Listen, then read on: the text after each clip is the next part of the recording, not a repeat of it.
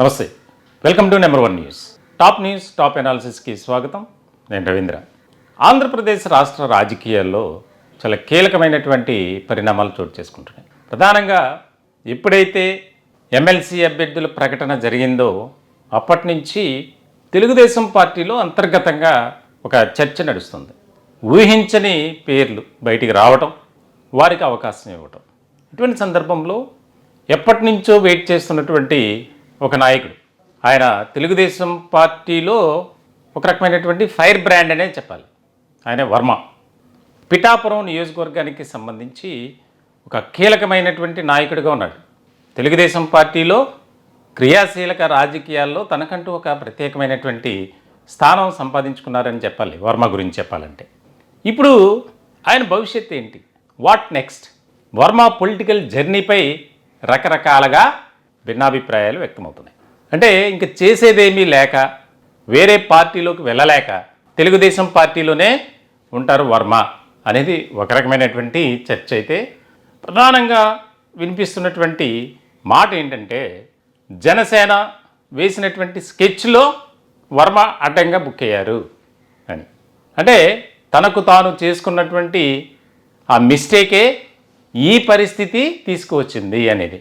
పిఠాపురం నియోజకవర్గానికి సంబంధించి జనసేన అనే పవన్ కళ్యాణ్ను అక్కడ కూటమి అభ్యర్థిగా ఎప్పుడైతే ప్రకటించారో అప్పటి నుంచి వర్మ వాయిస్లో చేంజ్ వచ్చింది. చాలా అగ్రెసివ్గా మాట్లాడారు. ఆయన అనుచరులు రోడ్డు మీదకి వచ్చి బైఠాయింపులు, ఆందోళన కార్యక్రమాలు, రకరకాలుగా నిరసన కార్యక్రమాలు చేశారు చాలా పెద్ద ఎత్తున. ఒకానొక సమయంలో పిఠాపురంలోకి ఎవరు వస్తారో మేము చూస్తాం అని వార్నింగ్ ఇచ్చినటువంటి పరిస్థితి. అయితే అవేమీ పరిగణనలోకి తీసుకులా చంద్రబాబు నాయుడు. ఎందుకంటే ఆయన సుదీర్ఘ రాజకీయ ప్రయాణం ముందు వీళ్ళంతా దిగదుడిపే అని చెప్పాలి. ఎందుకంటే ఆయన అంత మంచి రాజకీయ నాయకుడు నారా చంద్రబాబు నాయుడు. ఇటువంటి తరుణంలో వర్మ చేసినటువంటి పనులే ఈ రోజున ఆయనకు ఎమ్మెల్సీ రాకుండా చేశాయి అనేది కూడా ప్రధానంగా వినిపిస్తుంది. ఇక్కడ తెలుగుదేశం పార్టీ అధినాయకుడిగా నారా చంద్రబాబు నాయుడు తీసుకున్నటువంటి నిర్ణయం మంచిదే. 5 ఎమ్మెల్సీలు ఉంటే, ఒకటి భారతీయ జనతా పార్టీ, ఒకటి జనసేన. బీజేపీ నుంచి సోము వీర్రాజు, జనసేన నుంచి నాగబాబు. ఈ మిగిలిన 3 స్థానాల్లో ఆశావాహుల సంఖ్య అయితే దాదాపుగా 30 ఉంది. చాలా పెద్ద పెద్ద నాయకులు, దేవినేని ఉమా, కేఎస్ జవహర్, అలాగే వంగవీటి రాధా, ఇలాంటి పేర్లు చాలా వినిపించాయి. కానీ అనూహ్యమైనటువంటి రీతిలో 3 పేర్లు అనౌన్స్ చేశారు. చాలా కీలకమైన, ఎవరు ఊహించలే. నాకు తెలిసైతే అందులో బీదా రవిచంద్ర యాదవ్, ఆయన మాత్రం ఇచ్చే అవకాశాలు ఉన్నాయనుకున్నారు. కానీ గ్రీష్మ కానీ బీటీ నాయుడు ఊహించలేవరు. అయితే వెంటనే ఎప్పుడైతే అనౌన్స్మెంట్ జరిగిందో అప్పుడు వెంటనే వర్మ తీరు మారిపోయింది. నేను తెలుగుదేశం పార్టీకి ఎంతో చేశాను, ఎన్నో సేవా కార్యక్రమాలు చేశాను, పార్టీ బలోపేతానికి కృషి చేశాను, అయినా సరే పార్టీ నన్ను పక్కన పెట్టింది, నేనేంటో చూపిస్తా అనే విధంగానే ఆయన కాస్త కాంట్రవర్సీగా మాట్లాడారు. ఇలాంటి క్రమంలోనే ఆయన మళ్ళీ సీరియస్గా తీసుకోవడం, దానికి సంబంధించి మళ్ళీ రెండో రోజు అధిష్టానం హైకమాండ్ నిర్ణయం ఏదైనా సరే నేను దాన్ని అంగీకరిస్తా, ఏకీభవిస్తా, ఎలాంటి నిర్ణయం తీసుకున్నా అని చెప్పి. అయితే ఇలాంటి సందర్భంలో అసలు వర్మ నెక్స్ట్ స్టెప్ ఏంటి? వాస్తవంగా ఇప్పుడున్నటువంటి సిచ్యువేషన్లో కనుక వర్మ అనుచరుల నుంచి మాకు అందినటువంటి సమాచారం ప్రకారం ఆయనకు పార్టీలో ఏమడటం, కంటిన్యూ కావటం చాలా కష్టంగా ఉండబోతుంది. ఆయనకైతే ఇష్టం లేదు. కానీ మరి ఆయన తెలుగుదేశం పార్టీ నుంచి వస్తే ఇంకా పెద్ద తప్పు చేసినట్లే. ఇప్పుడున్నటువంటి గౌరవం కూడా దక్కదు. ఎందుకంటే అటు ఏ పార్టీలోకి వెళ్ళలేని పరిస్థితి. ఇప్పటికే పొలిటికల్ ఇదిగా చూస్తే పిండిన దొరబాబు ఇద్దరు కూడా పడదు.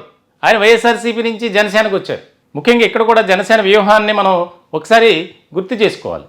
ఏదైతే ఒకవేళ ఎమ్మెల్సీ కనుక వర్మకి అవకాశం ఇస్తే పిఠాపురంలో 2 పొలిటికల్ సెంటర్స్గా పిఠాపురం మారుతుంది. అక్కడ జనసేనకు ఒక ప్రాధాన్యత తగ్గుతుంది. అంటే ఎమ్మెల్సీగా ఆయన తీసుకునేటువంటి నిర్ణయాలు కానీ రకరకాలుగా సమీకరణాలు మారుతూ ఉంటాయి. దీనికి సంబంధించి అవసరమా మనం కష్టాలు కొని తెచ్చుకోవడం? ఇప్పుడున్నటువంటి పరిస్థితుల్లో జనసేన అంటే ఆయన కొంత వ్యతిరేకత చూపిస్తున్నారు అనే విషయం ప్రతి ఒక్కరికి తెలుసు. నవ్వుతూ మాట్లాడుతున్నప్పటికీ, జనసేన గురించి ఎంతో గొప్పగా చెప్తున్నప్పటికీ ఆయనకి మాత్రం ఇష్టం లేదు. ఇటువంటి తరుణంలో ఆయన పొలిటికల్ జర్నీ ఏ విధంగా ఉండబోతుంది?